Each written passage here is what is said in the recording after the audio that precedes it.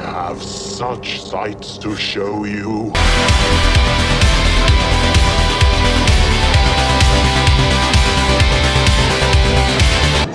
Who am I here? Help me! Help! You're a very bad girl.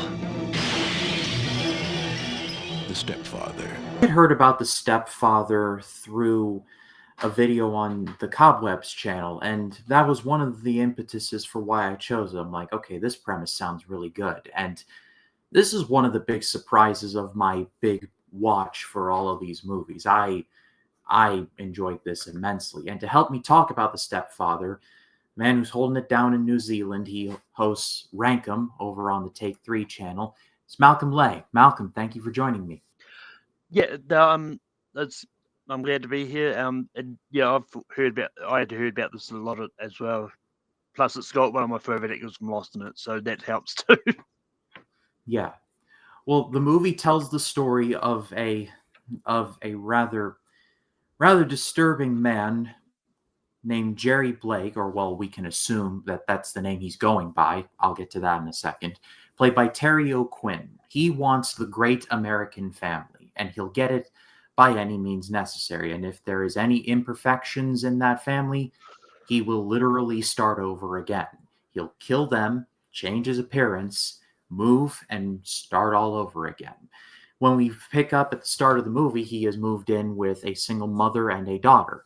The daughter is instantly leery of his presence. However, he is so charismatic and likable that he pretty much wins over the mom. However, the facade does not last very long. So, Malcolm, I'll pitch it to you first because I did greatly enjoy this. But what did you think about this? Yeah, I kind of enjoyed it as well. Just like everything he kind of sort of did to sort of to keep the secrets. Anytime like someone came close to sort of figuring it out, like he would go and sort of take them out, and that but just thought it was very like, and it's one of those ones like with Terry Quinn's like he's just one of those actors that like he can play like unassuming and like just non-suspicious if he can, and like but then when the um switch things like he can change in an instant. Like you saw that a bit on Lost as well. It's like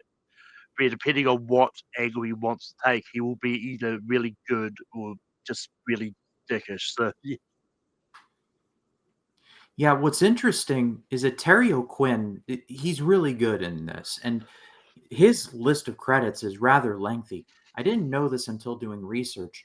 He was in one of my favorite movies of all time, The Rocketeer. He plays Howard Hughes. I did not know this until today. I love that movie. I know he was in it. I just didn't know or just plain forgot that he was Howard Hughes in that. And he really is fantastic here. And like I said, like you said, he just changes his identity whenever like he just wants to start over again. There's something pretty grim and pretty scary about someone who can just say, you know what, I'm done with this. I'm just going to Ethan Hunt my way out of this and just start over with a new family. And he is like obsessed with the idea of this family must be perfect in every way, like by any means necessary.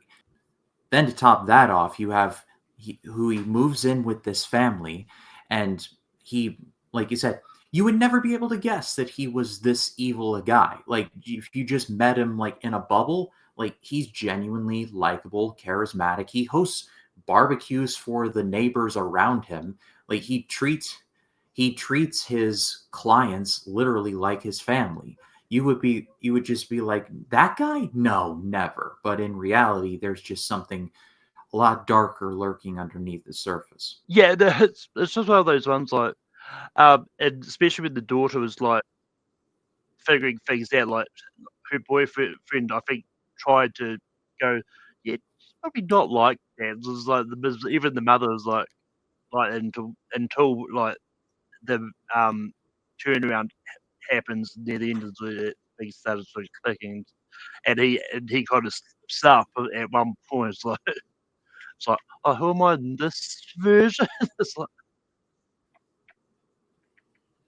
Yeah, and there's a lot of subtle touches that makes it like he's really like putting this all together. Like he's got like the plan is rock solid. He only selects cities he moves to based on like magazines. There's like the best places to raise a family, and he just goes down the list. And, like here, the movie takes place in the state of Washington, but he's been like all around the West Coast, and I'm pretty sure it's mentioned he was in the Midwest too, but I cannot remember that now.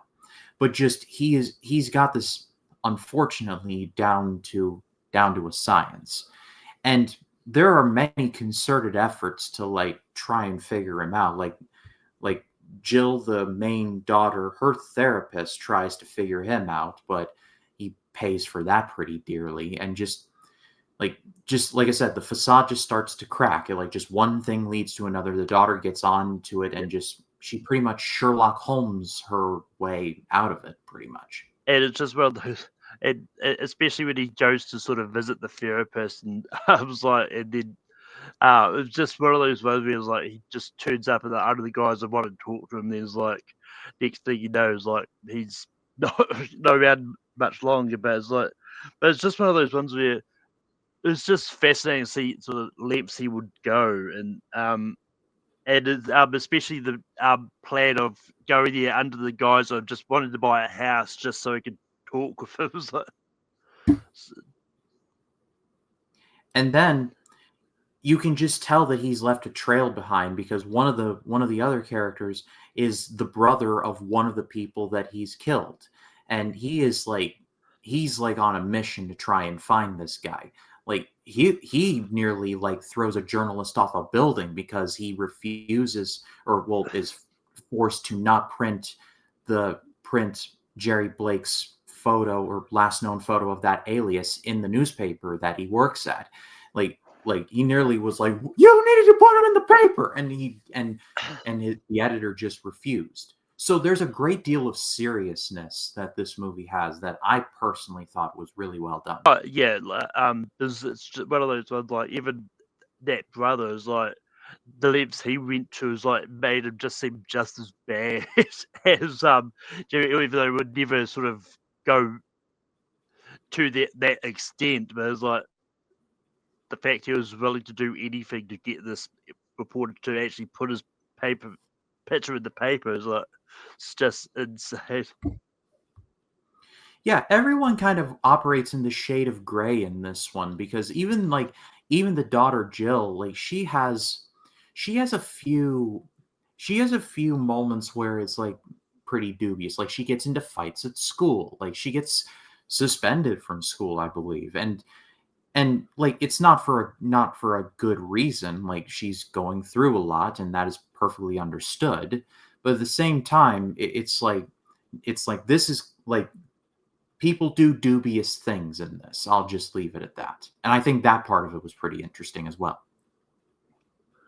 Yeah, and there was a one point in the movie where I was worried that like there was the dog was going to get it at one point. It was when the mother and then like the dog she would call the dog, but then the daughter turned up as like the dog just leapt out and went to her. It was like just one of those insane like moments where it's like I don't really want to see that then when they actually does it when he doesn't kill it. It's like okay. Yeah, like when I first saw that, I'm like, wait a minute, are they gonna go? And they don't. But there was like a moment where I was like, they're not gonna go down this route, are they? Thankfully, they do not.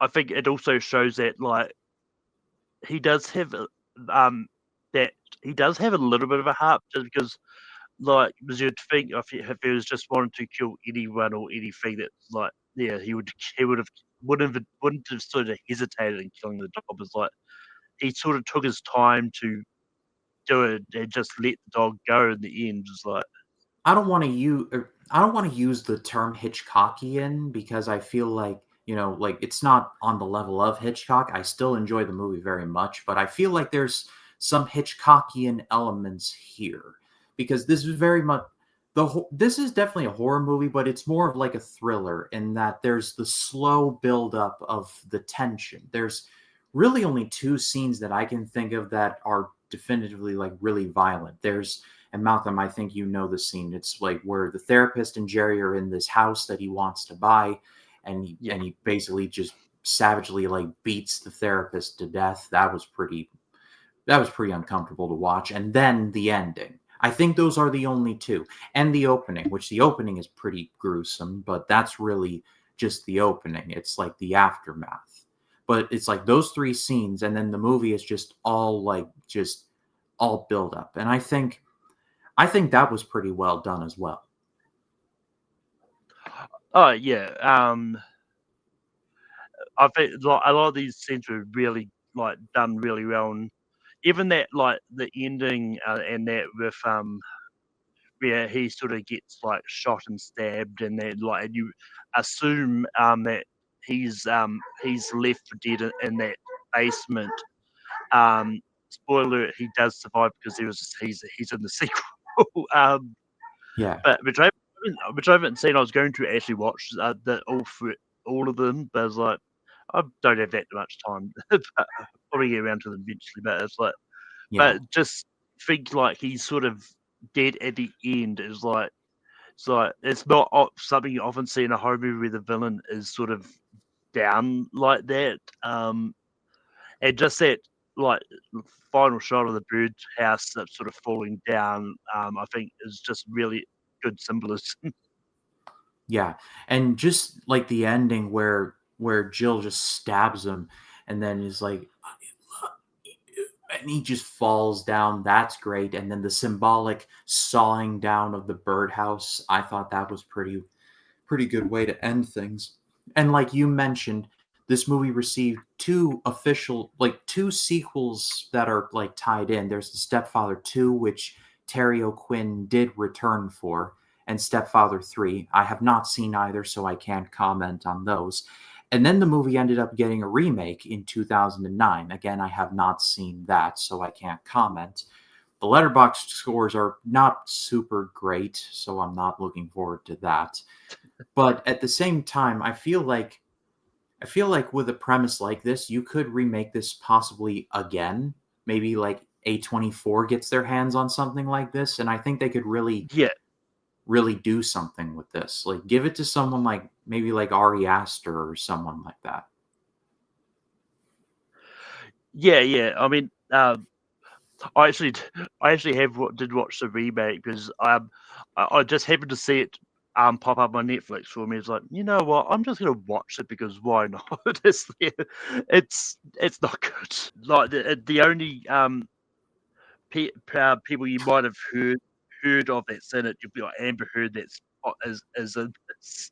Oh boy. Um, Penn Badgley, Dylan Walsh is the main guy who you would recognise as Dr. Sean McNamara on Nip Tuck and Sam Lane on Superman and Lois. But it's like he's the main guy in that, which completely changed the names. Like he's Grady Edwards in the remake. Is like, but yeah, it's not good. Like some of the kills and stuff were fascinating in the remake, but it's like it's not enough for me to go. Oh yeah, I enjoyed it. I agree with most of the scores on that. Yeah. But I pass it off to all of you. What did you think of The Stepfather? Let us know in the comments. We would love to read what you have to say. And Malcolm, thank you so much for joining me to talk about this. Tell the people where they can find you. You can find me on Taping Productions as a host. Rankin, usually every Sunday. It's not on this Sunday. Assume I've noted when this is going to drop anyway, so this might not be for naught. But I'll be back on the 2nd of November with Top Shelf Classic Animated Movies. You can find me on Spare from the Past as a on my personal channel, American Murder Media. I'm calling a little bit of an audible next week. Once I find it, I will have Austin Pierce-Howe on to talk about a WCW Halloween Havoc from 1993, which should be a lot of fun. And That's yeah, a and that was 9th of that's an October. So interesting show. Vader versus Cactus Jack, Texas Death. Yep, that links will be down below. Go give him a subscribe over there. I've been on Rankum and I've had a great time. I've been on Spear from the past multiple times. It's been great there as well. So links down below. As far as this channel goes, Scary Mania will continue on, and we'll be continuing on with the movie Near Dark, and I'll be joined by Abby Brooks from Why We Love Horror to talk about that. My name is Ryan Cam. We'll see you in the next one.